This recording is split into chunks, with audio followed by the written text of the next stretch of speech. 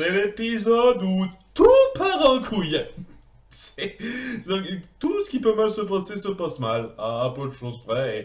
Disons que c'est assez intense. C'est assez intense, on fait quelques nettoyages et vous trouvez une justification assez acceptable pour que Vayne ait des chances de rester pour les saisons suivantes. Oui, là il est bien parti pour passer la saison 3, hein, vu comme c'est parti. Donc, ok, pas mal de choses à dire. On va d'abord parler de ce qui se passe sur Nassau puisque c'est le plus rapide. Non pas qu'il se passe rien d'intéressant, c'est doit être le cas, puisque il y a Eleanor qui fait son deuil de son père de façon un peu froide. Il y a une petite conversation entre elle et Max qui essaye de faire évidemment le petit discours facile dans la voix en disant ça doit quand même te faire quelque chose, ça t'a peut-être un peu rassuré aussi, soulagé d'une certaine façon quand on voit qu'il y a ce froid entre elles maintenant, tandis qu'elle est décidée à partir sur ce qu'elle avait envisagé dans l'épisode précédent, ça n'aura pas duré très longtemps, hein, ce petit moment de réflexion, de se débarrasser de tous ceux qui risquent de mettre à mal son plan pour Nassau. Tandis que, ouais, tout ce qui va se passer dans cet épisode, ça va être le plan qui est prévu, on va totalement l'annihiler. C'est-à-dire qu'il n'y a pas la moindre once de chance que ça puisse partir là-dessus. Hein, voilà, hein. Maintenant, on sait dans cet épisode que c'est caput pour la peine. Hein. Et de ce fait, son truc, c'est d'engager deux assassins. C'est ça, deux assassins pour buter l'équipage de Jack et les empêcher donc de partir s'attaquer à l'or de l'Urka. Et oui, mais ça se passe pas super bien. Hein. J'avoue que seulement deux, c'est pas si extraordinaire que ça. J'imagine qu'ils sont plus furtifs, mais bon, voilà, même si c'est au bordel que vous les attaquez, c'est... Enfin, le truc que je trouve un tout petit peu grossier avec ça, c'est le fait que, apparemment, sans Anne, c'était râpé, quoi. Les hommes sont tous tellement nuls et ils font gaffe à rien qu'ils sont pas foutus de se défendre d'eux-mêmes. Mais Anne, qui revient pile à ce moment-là, c'est-à-dire que Jack finit les préparatifs parce que demain il faut partir donc à aller chercher l'or de l'Urka, mais Anne revient d'une expédition, enfin de je sais pas où avec le petit équipage qu'elle s'est fait, je sais pas pourquoi, pour qui, c'est pas précisé ça. Il y a, je pensais un petit peu m'éloigner de toi, mais je pouvais pas, tout ça, tu dis histoire de dire, mais juste après, une minute après ces retrouvailles-là, paf, ils sont attaqués par les assassins. Le sens du timing. Et évidemment, c'est Anne qui sauve leurs fesses. Hein, ils sont capables de pas grand-chose, mais Anne bute les deux assassins à elle seule, quoi. Je sais pas, j'aurais pas été contre que ce soit un peu plus réparti, ça, que ce soit Jack qui en tue un, dans l'idée de son quartier-maître qui ne meurt pas. Je vous cache pas que ça m'a surpris, ça, je m'attendais à ce qu'il crève tellement, mais non, il meurt pas celui-là, donc il aura peut-être un rôle important dans les épisodes suivants, vu qu'on l'a un petit peu appuyé depuis quelques temps, ce mec. Suite à cette tentative d'assassinat raté, on comprend vite que c'est Eleanor qui les a envoyés, on se dit on l'emmerde, avec ce qui nous reste, on peut encore voguer et s'en prendre à l'or, et donc on le fait. On se dit qu'on n'est pas au stade de faire les difficiles, et dans un sens, c'est un petit peu la réconciliation en fait. Heureusement que t'étais là, Eleanor, hein. Maintenant, Jack et Anne peuvent continuer, reprendre la mer ensemble, voilà. C'est juste un truc qui me fait un petit peu... sourire, mais c'est rien du tout ça, c'est juste parce que je me souviens tellement de l'adage amener une femme en mer, c'est signe de malchance, tout ça, le truc de vieux con de l'époque quoi. Mais c'est un truc qu'on n'appuie jamais en fait, ça. Je sais pas. Enfin bref quoi, donc c'est histoire de dire, ils sont partis pour s'attaquer à l'Urka et ouais, ils sont intéressants, ils commencent à être un peu plus intéressants quand ils sont vraiment mis au centre de l'intrigue principale, quoi. Pas quand c'est on gère notre retour sur les flots, le bordel, comment est-ce que ça va se tasser, tout ça. Quand on les met en avant pour l'histoire principale, ils sont intéressants. C'est dingue, hein.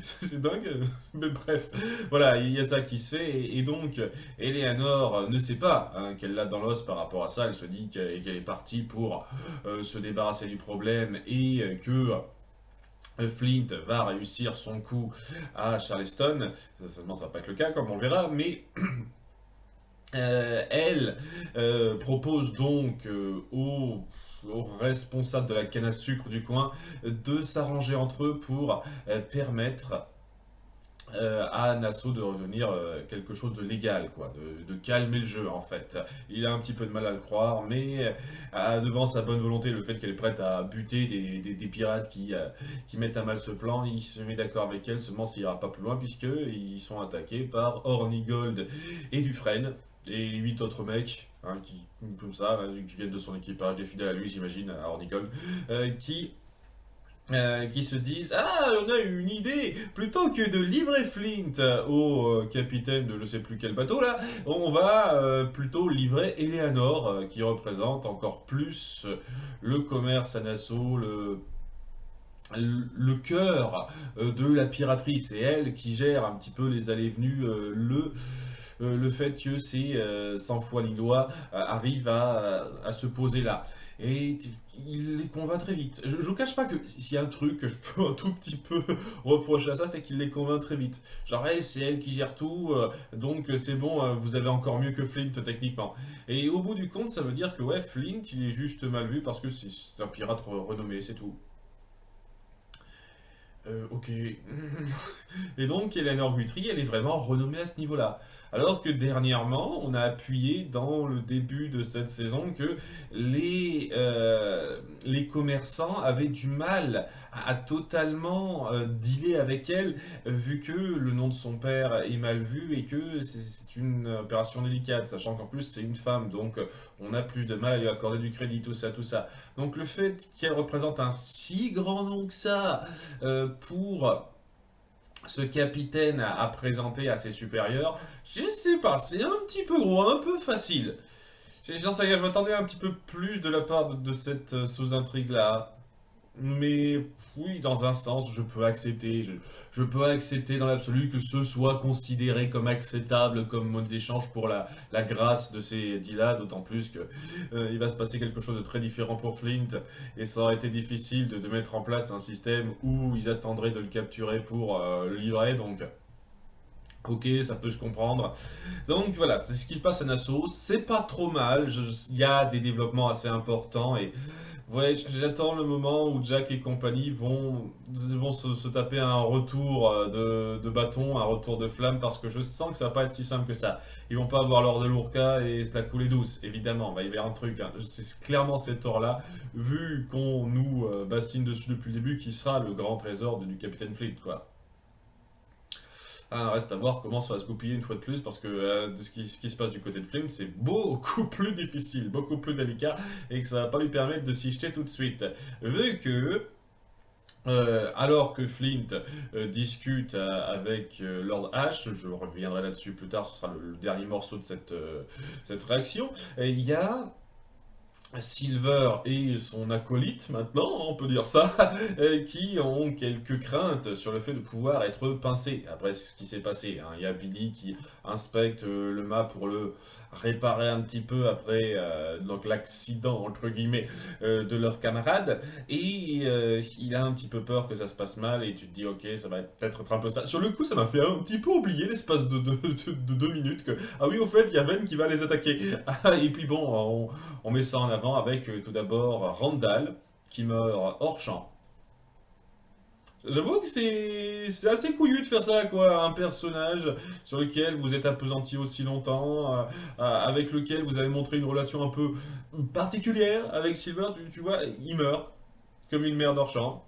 Et c'est juste la froideur de ce moment-là, de l'attaque surprise, où Silver se rend compte de cette perte un peu particulière, hein. C'est-à-dire qu'il n'est pas une affection ultra forte, mais c'est pas non plus comme si c'était quelqu'un qui représentait rien du tout pour lui, quoi. C'est intéressant d'appuyer le ressenti du personnage qu'il n'essaye pas de démontrer, de montrer directement à son acolyte, une fois de plus, par rapport à cette perte. Parce que là, il va se cacher, lui, avec l'autre, et ils vont faire un petit peu le point sur la chose, hein, tandis que, oui, Vayne va faire son insurrection avec ses deux hommes parce qu'ils sont très doués pour attaquer de la mer. Ah, c'est c'est un truc qui me rappelle pas mal le délire dans Pirates des Caraïbes 1, vous savez, où les pirates squelettes attaqués par deux sous la mer pour les prendre par surprise, c'est la même chose. Ils sont doués à ça.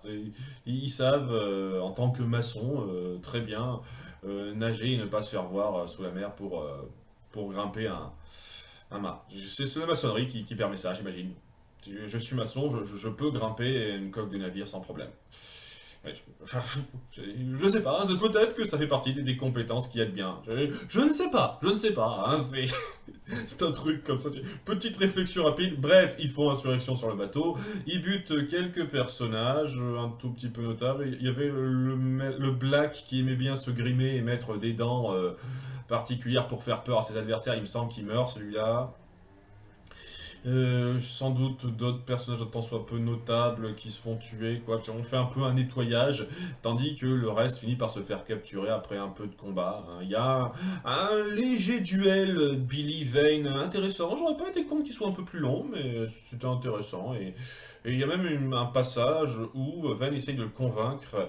Billy de ce qu'il veut, c'est-à-dire qu'il le voit un petit peu comme un pirate émérite, pas un lâche facile qui a besoin de l'alcool pour se mettre dans le bain, etc. Il juge qu'un pirate de sa trempe mériterait d'être avec lui, seulement Billy ne veut pas. Et c'est pas parce qu'il est fidèle à Flint, au contraire, il le déteste, mais surtout parce qu'il juge que son option, son choix est le meilleur pour permettre d'éviter le massacre.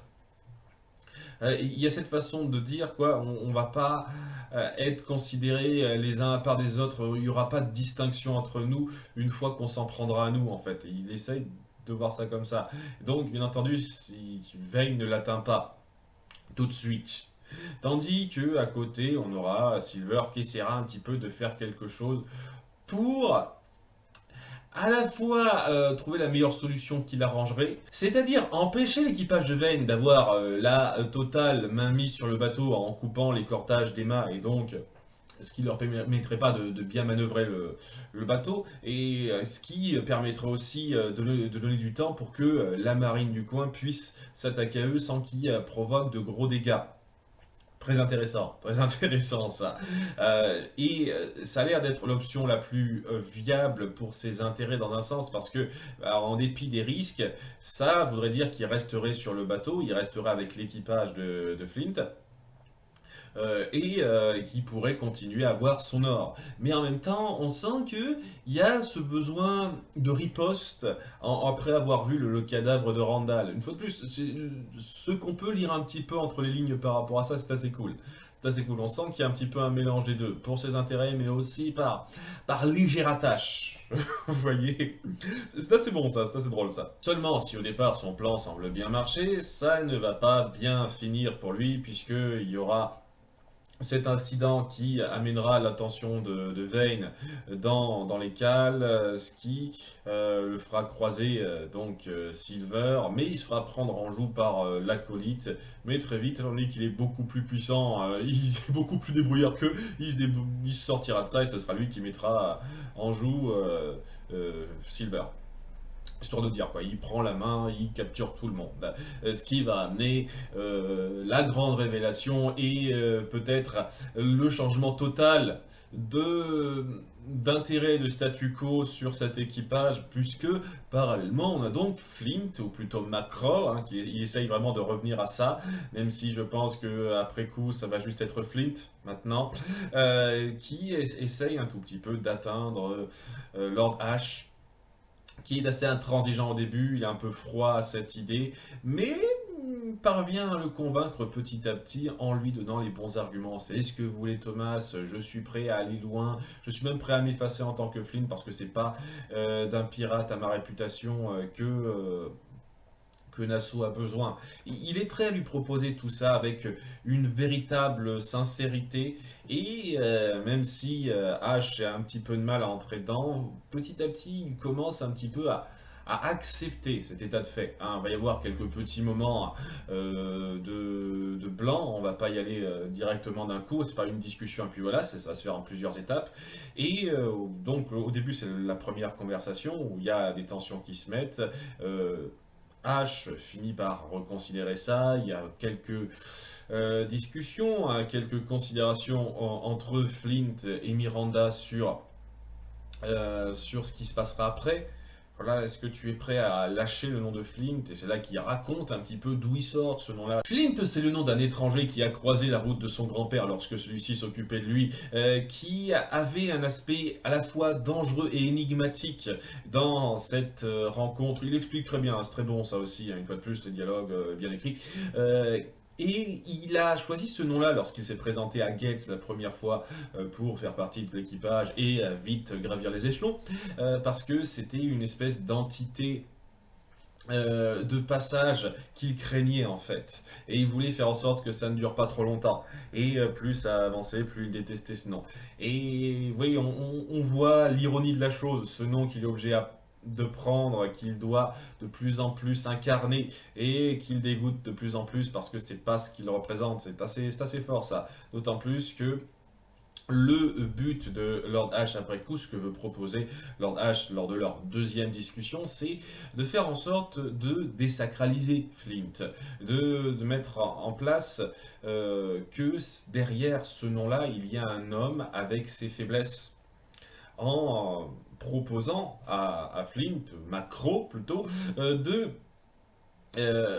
de permettre donc cet échange-là, cette proposition-là, pour convaincre le Conseil de voter pour ce choix. On présentera ce personnage-là, cette personne, avec tout son passé, notamment sa relation avec Thomas, carrément, on va jusque-là, et, et leur faire comprendre qu'on a affaire à un simple homme et que ce n'est pas juste une figure dont on a peur. Parce qu'une figure dont on a peur, on n'ose pas vraiment aller vers, vers son sens. Donc c'est très intéressant, très intelligent cette approche, hein. Et même si Flint l'a un petit peu mal de devoir avouer son passé comme ça devant tout le monde, parce que c'est pas quelque chose qu'il ose vraiment partager, c'est quelque chose qu'il finit par accepter pour le plus grand bien, et ça pourrait se terminer là,